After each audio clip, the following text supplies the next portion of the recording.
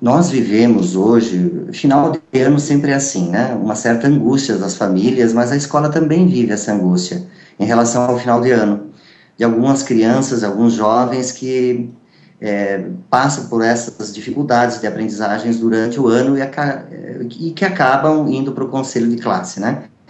É muito importante observar que um conselho de classe, ele está intrinsecamente, ele está amarrado, no meu modo de ver, a um jeito de pensar a educação da escola, né? Educação vai muito além de ensinar conteúdos de cunho cognitivo. Nós precisamos pensar a educação no sentido de desenvolver todas as dimensões humanas, né? E o conselho de classe pode muito ajudar nisso.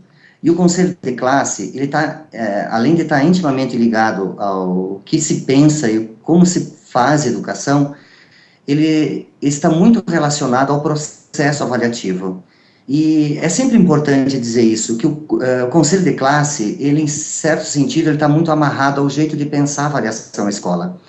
Se eu penso a avaliação de cunho somativo, aquela que faz um balanço ao final das aprendizagens, é bem provável que tenha-se surpresa sobre isso, né?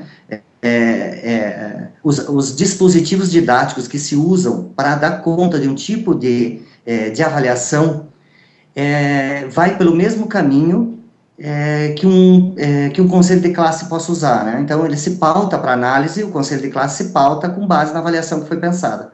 Vou dar um exemplo de uma avaliação que poderia ter uma outra dimensão. Eu entendo que a avaliação, para ter qualidade, a gente sempre tem que pensar em avaliação com firme propósito de ajudar as crianças e os jovens a vencerem os obstáculos, porque a avaliação, ela trabalha com uma natureza humana que é idiosincrática, né? É curiosa, é sui generis, e que é se pôr a aprender, que é se pôr a aprender. Para se pôr a aprender, ele tem que fazer coisas que não sabe para poder saber. E veja como a avaliação, ela pode contribuir muito para a formação do sujeito, porque ela vai estar dentro de uma dimensão de que é ajudar o sujeito a vencer os obstáculos, né? E uma avaliação que é entendida como processo, ela não pode ser só somativa, fazer um balanço ao final das aprendizagens. Se eu tenho que ajudar a criança a evoluir nas aprendizagens, ela não pode ser reduzida apenas a fazer um balanço ao final de um período. Ela precisa fazer ajustes durante o processo.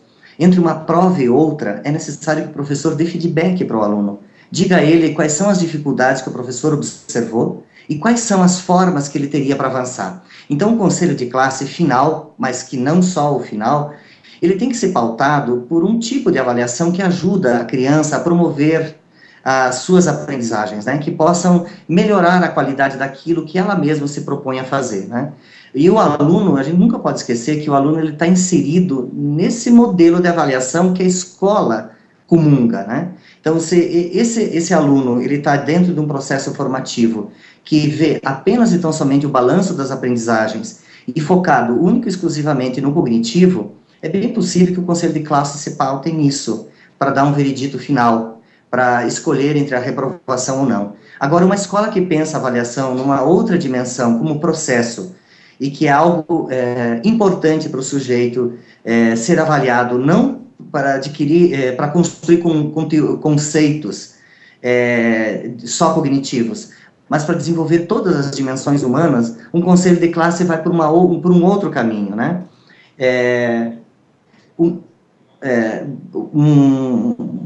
Uma dimensão, a gente nunca pode esquecer que um aluno, ele tem um ser humano, e a gente está pensando conselho de classe vinculado à educação e vinculado a um processo avaliativo. A gente tem um propósito firme de ajudar as crianças a vencerem os seus obstáculos, aprendizagens, educar para a vida, né? A vida, e aí educar para todas as dimensões humanas.